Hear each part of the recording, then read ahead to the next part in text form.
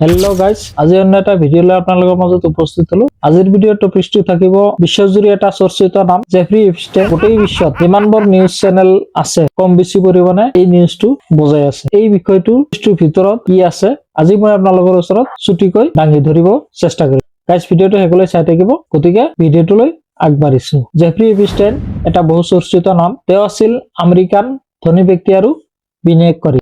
Jeffrey ইপষ্টেইন 1953 নিউয়ৰ্কত জন্মগ্ৰহণ কৰিছিল। আৰম্ভণিতে তেওঁ প্ৰথম কেৰিয়াৰ শিক্ষক হিচাপে আৰম্ভ কৰিছিল, কিন্তু পিছলৈ খুব কম সময়ৰ ভিতৰত তেওঁ এজন বিত্তীয় আৰু ধনী ব্যক্তি হিচাপে পৰিগণিত হয়। জেফ্ৰি ইপষ্টেইন ধনী হোৱাৰ লগে লগে বিশ্বৰ ভিতৰত প্ৰভাৱশালী ব্যক্তিসকলৰ সৈতে ভাল ৰিলেশ্যন গঢ় লৈ উঠে। লাহে লাহে জেফ্ৰি ইপষ্টেইন ব্যৱসায়ী আৰু চেলিব্ৰিটি হিচাপে পৰিগণিত হয়। ইয়াৰ লগতে বিশ্বৰ ভিতৰত বিভিন্ন ডাঙৰ ডাঙৰ পলিটিচিয়ানৰ সৈতে ভাল ৰিলেশ্যন গঢ় লৈ উঠে। কিন্তু 2000 চনত জেফ্ৰি ইপষ্টেইনৰ বিৰুদ্ধে জঘন্য আৰু গুৰুতৰ অভিযোগ উঠিবলৈ আৰম্ভ কৰে। অভিযোগ আছিল নাবালিকা কিশোৰীসকলক যৌন শোষণ কৰিছিল আৰু ইয়াৰ বাবে প্ৰপাৰ নেটৱৰ্ক গঢ়ি তুলিছিল। 2008 চনত আমেৰিকান চিটি ফ্লৰিডাত এৰেষ্ট কৰা হয়, কিন্তু বিতৰ্কিত এটা প্লি ডিলৰ জৰিয়তে কম শাস্তি ভোগ কৰি জেলৰ পৰা মুক্তি লাভ কৰে। বিশ্বৰ ভিতৰত এই ঘটনাই প্ৰশ্ন উত্থাপন কৰিছিল যে প্ৰভাৱশালী আৰু ধনী ব্যক্তিয়ে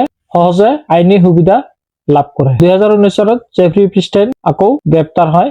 এইবাৰ নিউয়ৰ্কৰ ফেডাৰেল কোৰ্টে তেওঁৰ বিৰুদ্ধে নাবালিকা শোষণৰ আৰু পাচাৰ কৰাৰ অভিযোগ আনে। তেওঁক মেট্ৰপলিটন কাৰেকশ্যন চেণ্টাৰত বন্দী কৰি ৰখা হৈছিল, কিন্তু বন্দী কৰাৰ কিছুদিন পিছতে তেওঁৰ ডেড বডি জেলত এছেছ কৰা হয়। এজেণ্ট গ্ৰেপ্তাৰী ইনকুৱাৰী তেওঁ ছুইচাইড কৰা বুলি এছেছ হয়।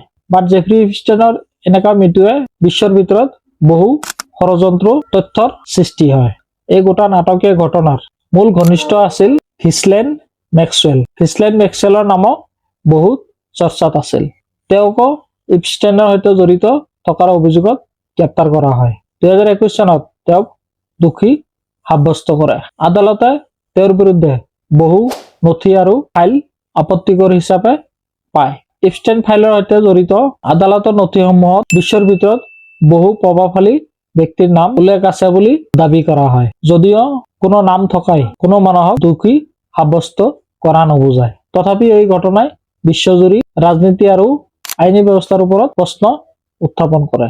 এই ঘটনাই স্পষ্ট বাৰ্তা দিয়ে যে ক্ষমতা আৰু ধন থাকিলেও আইনক কোনেও অৱজ্ঞা কৰিব নোৱাৰে। লগতে এই ঘটনাই ভুক্তভোগীসকলৰ কণ্ঠ উত্থাপন কৰাৰ প্ৰয়োজনীয়তা, ন্যায় বিচাৰৰ গুৰুত্বৰ ওপৰত গুৰুত্ব আৰোপ কৰে। বিশ্বৰ ভিতৰত ইপষ্টেইনৰ সৈতে সবাতোকৈ ঘনিষ্ঠ ব্যক্তি হিচাপে আমেৰিকাৰ ৰাষ্ট্ৰপতি ডনাল্ড ট্ৰাম্পৰ নাম বহু চৰ্চাত আছে। গাইজ, ডনাল্ড ট্ৰাম্পক ইপষ্টেইনৰ সৈতে ফ্লাইটত জাৰ্ণি কৰা ফটো আজিকালি ছচিয়েল মিডিয়াত ভাইৰেল হৈ পৰিছে, কিন্তু তেখেতে কোনো বেআইনী কামত জড়িত নহয় বুলি স্বীকাৰ কৰে। তৃতীয় নম্বৰতে আছে প্ৰিন্স এণ্ড্ৰু, ব্ৰিটিছ ৰাজ পৰিয়ালৰ সদস্য।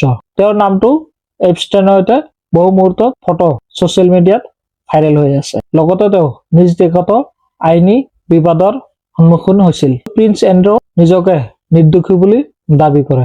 ইয়াৰ লগতে জেফ্ৰি ইপষ্টেইনৰ সৈতে আমাৰ ভাৰতীয় কিছুমান ৰাজনীতিবিদসকলৰ নাম জড়িত হৈ আছে বুলি বিভিন্ন ছচিয়েল মিডিয়াত সমালোচিত হৈ আছে। ফাইলত মূলতঃ কি আছে? এই ফাইলত কোৰ্টৰ কিছুমান ডকুমেণ্ট আছে, ইয়াৰ লগতে ইমেইলৰ কিছুমান তথ্য আছে, ফ্লাইট লগছ আছে, কণ্টেক্ট বুকছ আছে বা black books, financial and property reports আছে, ইনভেষ্টিগেশ্যন ৰিপৰ্ট আছে। গাইজ, প্ৰকাশিত তথ্যপত্ৰত কাৰোবাৰ নাম উল্লেখ থকা মানে এইটো নুবুজায় তেওঁক আদালতে দোষী সাব্যস্ত কৰিছে। কেৱল অতি কম সংখ্যক ব্যক্তিয়ে আনুষ্ঠানিকভাৱে অভিযুক্ত কৰা হৈছিল আৰু বিচাৰৰ সন্মুখীন হৈছিল। গোপনীয়তা আইন আৰু চলি থকা আইনী সুৰক্ষাৰ বাবে বহু নথিপত্ৰ এতিয়াও চিলমোহৰ যুক্ত হৈ আছে আৰু সম্পূৰ্ণ জনসাধাৰণৰ বাবে উন্মুক্ত কৰা হোৱা নাই। বন্ধুসকল, এই বিষয়টো বহু দিশত আলোচনাৰ বিষয় হৈ পৰিছে। গাইজ, আপুনি এই ঘটনাৰ সৈতে আপোনাৰ নলেজত যি আছে বা মই কোৱা কথাখিনি যদি ক'ৰবা ভুল হৈ আছে কমেণ্ট বক্সত জনাব।